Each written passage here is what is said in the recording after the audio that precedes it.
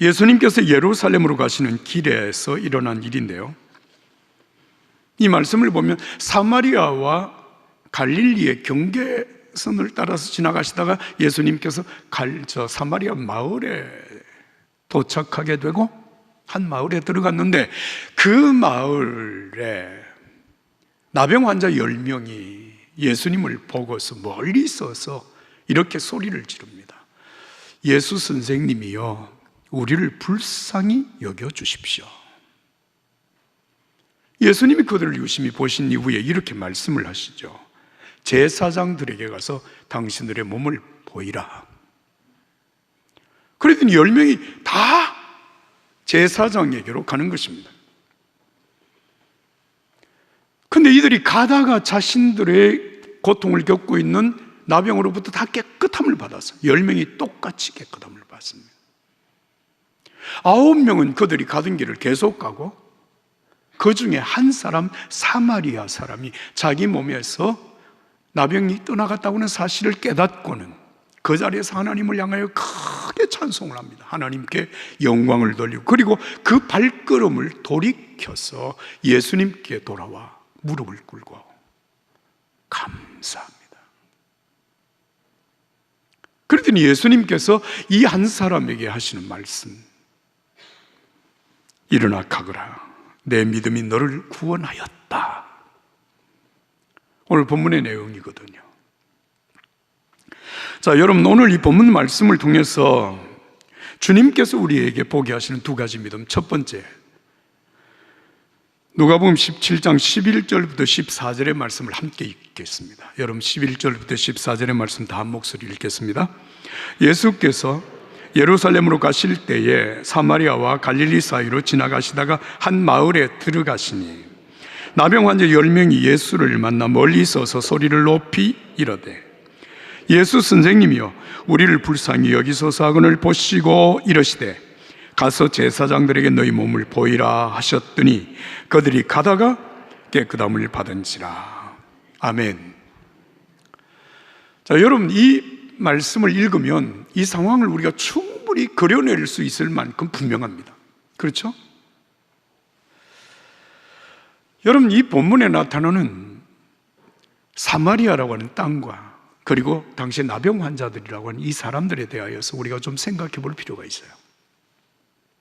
사마리아, 그 땅은 당시에 경건한 유대인들은 아예 사마리아 땅을 밟지도 않으려고 생각을 했습니다.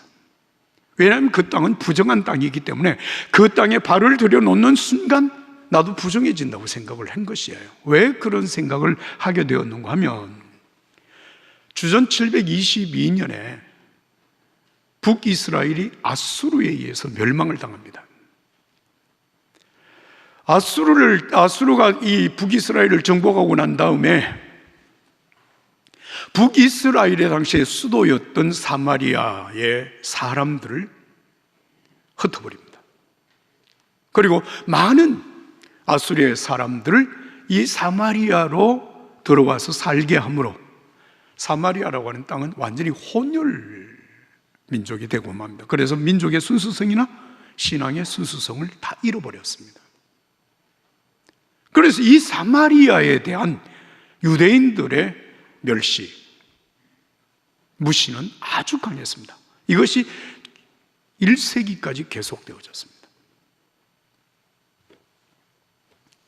그래서 갈릴리에서 예루살렘으로 가거나 예루살렘에서 갈릴리로 가려면 그 사이에 사마리아라고 하는 땅이 있는데, 그 땅을 거쳐서 가야 되는데, 거쳐서 가면, 통과해서 가면 3일이면 갈 수가 있습니다. 그런데 유대인들은 사마리아 땅, 이 더러운 땅을 밟지 않겠다. 그래가지고 요단강을 건너서 둘러서 6일 동안이라고 하는 배나 이상 되는 시간이 걸렸어도 그렇게 돌아다녔습니다.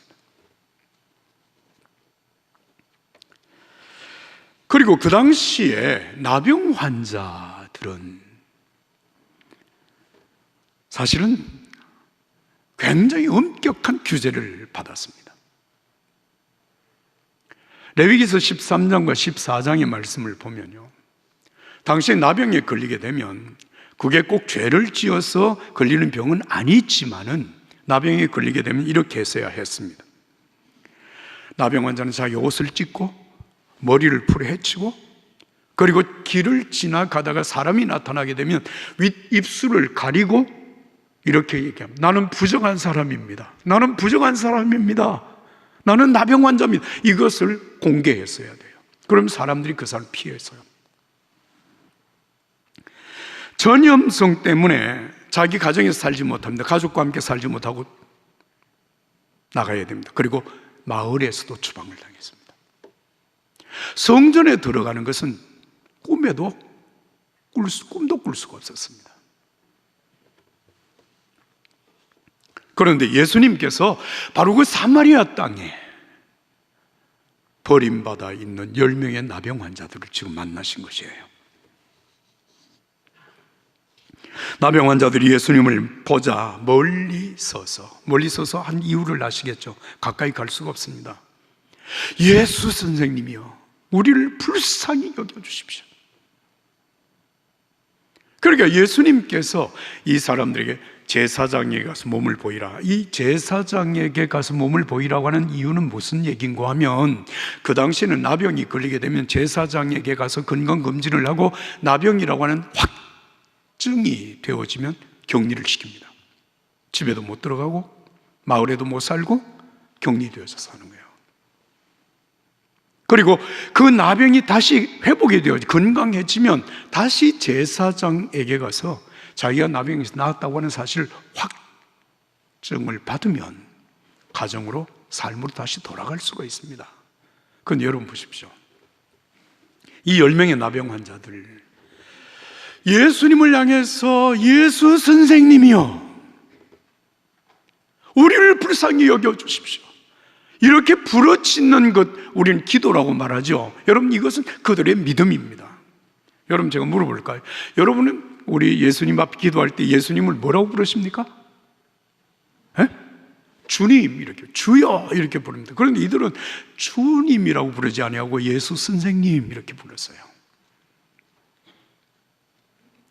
그리고 예수님께서 제사장에게 가서 몸을 보이라고 얘기를 할 때 그 얘기는 네가 건강해졌다고 하는 것을 가서 확증을 받으라고 하는 얘기거든요. 아직도 나병 환자로서 그냥 지금 머물러 있는데 예수님 말씀을 듣고 제사장에게로 달려갑니다. 무슨 믿음일까요? 예수님이 말씀하시면 자기 병이 낫는다고 하는 사실을 믿고 가는 거예요. 그렇게 가다가 병이 깨끗이 나았습니다. 할렐루야. 자, 여러분, 이 10명의 나병 환자들이 가졌던 믿음, 그 믿음을 가리켜서 신념적 믿음, 신념. 당시 예수님께 나오는 대부분의 사람들은 이 신념의 믿음을 가지고 나왔어요. 병든 자들, 또 가족이 누가 죽었거나 어디 어려운 상황에 처해 있을 때 예수님께 가서 그 문제를 얘기하면 예수님께서 반드시 해결해 주신다고 하는 믿음, 이 신념적 믿음입니다. 마태복음 8장에 보면 가버나움의 한 백부장이 자기 하인이 병들어 죽게 되어졌을 때 유대 장로들을 불러서 예수님께 이 사실을 부탁합니다. 내 집에 하인이 있는데 하인을 좀 고쳐달라고요. 장로들이 예수님을 찾아가서 이렇게 얘기합니다. 참 이 백부장은 선하신 분입니다. 유대인들을 위해 정말 선한 일을 하신 분입니다. 예수님 가서 그 하인을 좀 고쳐주시죠. 그리고 예수님이 그 집에 가는데 이 백부장이 도중에 나와서 예수님을 만나가지고 이렇게 얘기합니다. 예수님, 우리 집에 오실 이유가 없습니다. 그냥 말씀만 한마디 하시면 내 아인이 나을 줄로 믿습니다. 나에게도 부하가 많이 있어서 그냥 부하 보고 하라고 하면 그냥 다 되는 것 아니겠습니까? 그러니까 굳이 우리 집까지 오실 이유가 없습니다. 그런데 이 백부장이 그 예수님 만나고 난 다음에 집에 가보니까 하인이 깨끗이 나았어요. 예수님이 그에게 하신 말씀이 뭔가 하면 내가 이스라엘 중에 이만한 믿음을 만나보지 못했다. 내 믿음대로 될지어다. 그 말씀을 듣고 돌아갔더니 진짜 하인이, 예수님과 만난 적도 없는 하인이 깨끗이 나았단 말이죠. 여러분, 사람마다 내가 원하는 것을 성취하기 위하여서 필요하다면 믿음을 갖습니다. 무엇이든 된다고 믿으면 그대로 된다. 꿈을 꾸고 열심히 노력하면 반드시 꿈은 이루어진다. 이게 신념적 믿음이라고 하는 것입니다. 10명의 나병 환자들이 예수님을 만나서 예수 선생님, 우리를 불쌍히 여겨주십시오. 예수님 말씀을 듣고 지금 제사장에게로 달려가는 이들의 믿음은 철저하게 신념적 믿음입니다. 그렇게 하면 낫는다는 거예요. 여러분, 그런데 이 10명의 나병 환자 중에서 9명은 가다가 병이 나은 것을 보고 그냥 계속 갑니다. 정확하게 이들의 그 다음에 일이 어떻게 전개되었는지 우리가 알 수는 없으나 짐작컨대 그는 제사장에게 가서 자기들이 건강해졌다고 하는 것을 확정을 받고 어디로 갔겠어요? 가족들을 만났을 것이고, 그리고 자기의 인생을 열심히 행복하게 살았을는지도 모릅니다. 그러나 한 가지 분명한 것은 이들은 다시 예수님께 돌아오지는 않았습니다. 여러분, 신념적인 믿음을 가지고 병 고침을 받을 수 있습니다. 사업에 성공할 수도 있습니다. 내 삶의 문제를 해결할 수도 있습니다. 10명의 나병 환자들이 다 병에서 건강해진 것처럼 말이죠. 사랑하는 여러분, 신념적 믿음, 우리의 믿음이 거기에 머무르면 우리는 구원받은 자로 살아갈 수는 없습니다. 여러분, 이어지는 말씀을 함께 읽습니다. 누가복음 17장 15절에 19절의 말씀 다 같이 읽겠습니다. 15절부터 19절입니다. 그 중에 한 사람이 자기가 낳은 것을 보고 큰 소리로 하나님께 영광을 돌리며 돌아와 예수의 발 앞에 엎드려 감사하니 그는 사마리아 사람이라. 예수께서 대답하여 이르시되 10사람이 다 깨끗함을 받지 아니하였느냐? 그 9은 어디 있느냐?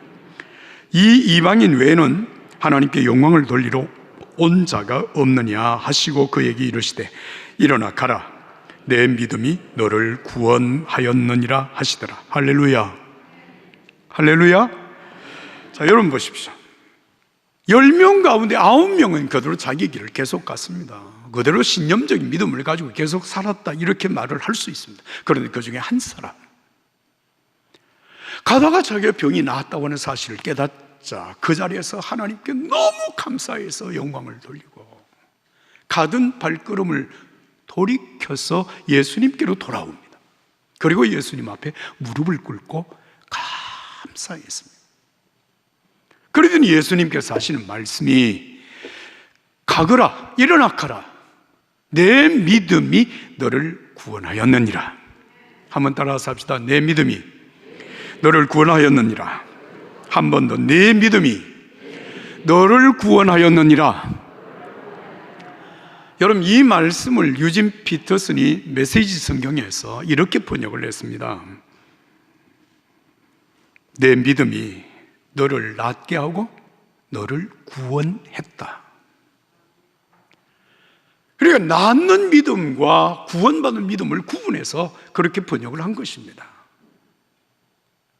다시 말씀을 드리면, 내가 믿음으로 내 문제가 해결되고 내 모든 뜻이 이루어지는 그건 신념적인 믿음. 여러분, 내가 건강해지는 것, 내 문제가 해결되어지는 것, 내 삶 속에 내 뜻이 실현되어지는 것, 신념적인 믿음으로 예수님께 기도할 수도 있고 그 문제가 해결될 수도 있다는 것입니다. 그러나 이 한 사람, 돌아온 이 한 사람,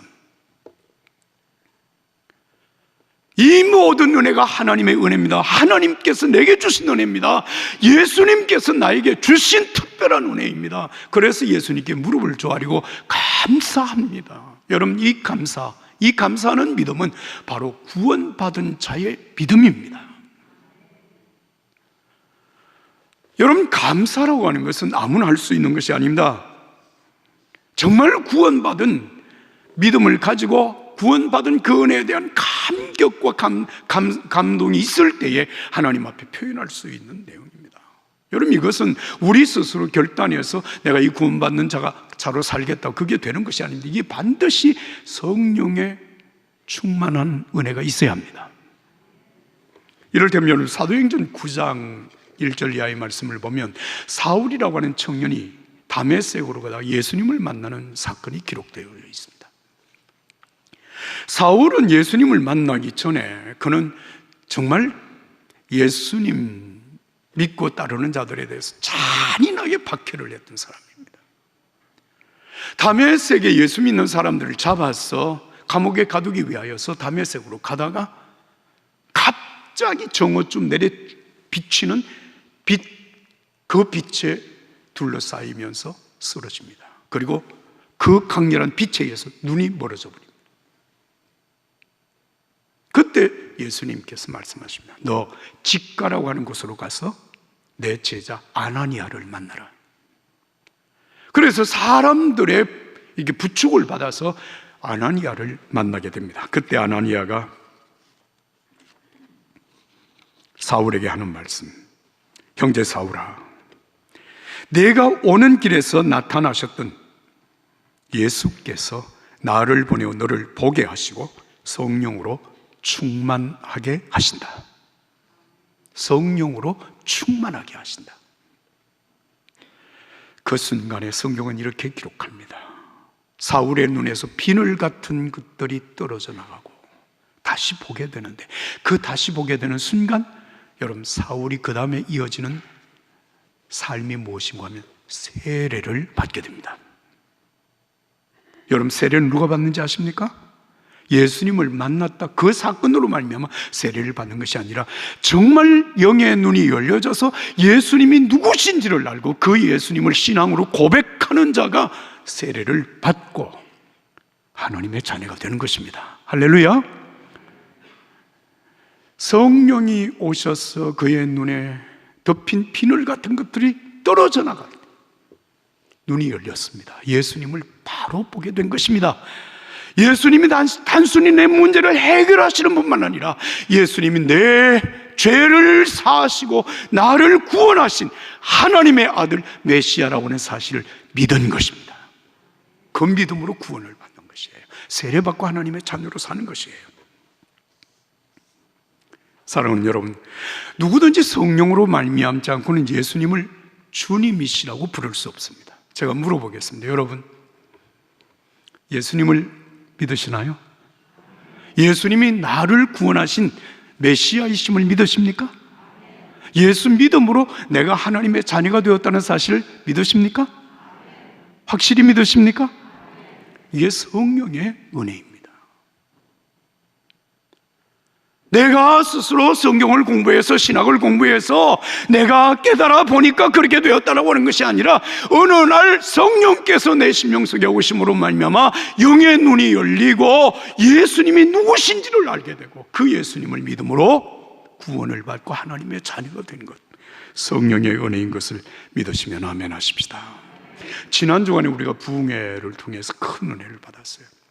코로나 때문에 사실 우리 모두가 다 성년은 이 예배당에 나와서 부흥에 참여하지는 못했지만, 또 월요일, 화요일 저녁 집회를 특별히 하지 못했지만 주일날 저녁 그리고 수요일날 저녁 월, 화, 수 3일 새벽 집회를 통하여서 우리가 사실 큰 은혜를 받았습니다. 목사님을 통해서 우리가 들은 말씀 중에 여러분, 신념적 믿음, 기도하면 하나님이 우리의 기도를 응답하십니다. 이루어 주십니다. 상상할 수 없는 일들이 일어납니다. 그런데 그 신념적 믿음이 단순히 신념적인 믿음이 아니라 예수 그리스도를 믿음으로 구원받은 하나님의 자녀가 하나님을 아버지로 믿는 그 믿음으로 하나님께 기도하면 우리의 기도는 반드시 하나님이 들으십니다. 응답하십니다. 상상할 수 없는 하나님의 역사를 경험하게 됩니다. 그런 사실, 그런 믿음을 우리가 지난 부흥회를 통해 다시 한번 확인하게 되어졌습니다. 사랑하는 여러분, 추수감사주일입니다. 지난 한 해 동안, 우리가 살아온 이 금년 한 해 동안에 우리가 하나님 앞에 뭘 감사를 할까? 사실은 여러분, 금년 추수감사절은 예년과 참 사뭇 다릅니다. 2월부터 시작되어진 코로나19, 처음에 코로나19에 대한 방역이 시작이 되면서 여러분, 정부에서 뭐라고 얘기했는지 여러분 기억하시나요? 2, 3주만 우리가 잘 이 코로나19를 잘 우리가 이 상황에서 우리가 자가격리 하여튼 잘하면 코로나19에서 해방이 될 것처럼 말씀했습니다. 길어도 한 달 정도면 이 문제가 충분히 해결될 것이다. 그때 여러분 수요일 날 새벽마다 새벽기도를 마치게 되면 한국교회 하여튼 목사님들이 모여서 수요일 날마다 기도회를 했어요. 그때 우리가 모여서 기도를 하면서 무엇을 얘기했는가 하면 코로나19가 끝나고 나면 그동안 예배당 예배, 대면 예배를 잘 하지 못했던 성도들을 위하여서 우리가 교회마다 우리 목사님들 서로 이렇게 초청을 해서 부흥회를 하고 다시 신앙적인 열정을 회복합시다. 그게 한두 달 정도면 될 줄 알았어요. 그런데 여러분 그 상황이 지금 9달 동안 계속되고 있습니다.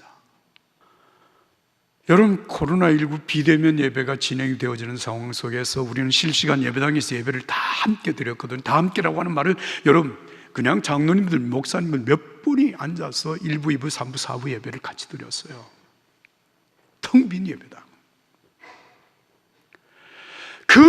이 예배당에서 예배를 드리면서 제 마음속에 때로는 이런 생각이 들었어요. 우리 교회가 정말 이 예배당이 가득 성도들이 함께 모여서 예배를 드린 적이 있었던가? 그 꿈 같아요. 다시 그런 때가 올 것인가? 글쎄 마음속에 확신이 생기지를 않아요.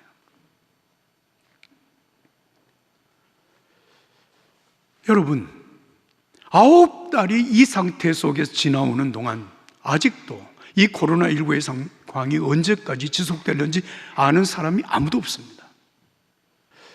정말 우리가 기도해야 될 때다는 생각을 합니다. 자, 여러분, 이런 상황 속에서 우리가 많은 것을 잃고 많은 것에 대한 제약을 받고 살아가는 가운데 무엇을 어떻게 감사해야 될까요? 하박국 3장 17절과 18절의 말씀, 하박국 선지자가 하나님의 말씀을 전할 때 여러분 유다가 바벨론에 완전히 멸망을 당하는 그 어려운 상황 속에서 나라가 다 폐허가 되어져간 그 상황 속에서 하나님을 향하여 부른 감사의 노래가 있습니다. 비록 무화과 나무가 무성하지 못하며 포도나무에 열매가 없으며 감람나무에 소출이 없으며 밭에 먹을 것이 없으며 우리의 양이 없으며 외양간에 소가 없을지라도 나는 여호와로 말미암아 즐거워하며 나의 구원의 하나님으로 말미암아 기뻐하리로다. 할렐루야. 여러분 신념적인 믿음으로 기대했던 일들이 이루어지지 아니하고 성취해야 될 것들이 성취되지 못한 이 상황 속에서 없으며 내가 그런 것을 가지고 하나님 앞에 감사할 수 없다고 할지라도 나를 구원하신 하나님으로 말미암아 즐거워하며 나를 구원하신 그 하나님으로 말미암아 기뻐하리로다. 여러분 금년에 우리가 하나님 앞에 올려드리는 이 감사절 예배는 정말 나를 구원하신 예수님 때문에 우리에게 은혜를 베푸시는 하나님의 그 은혜로 말미암아 감사하는 진정한 감사절이 되기를 예수님의 이름으로 축복합니다. 신념으로 살아간 9명의 나병 환자와 같이 살지 아니하고 여러분 돌아온 한 사람 사마리아 고침받은 나병 환자 예수님께 돌아와 무릎을 꿇고 감사하는 구원의 믿음, 하나님의 자녀로서의 믿음을 가지고 감사하며 살아가는 저와 여러분들이 되기를 예수님의 이름으로 축복합니다.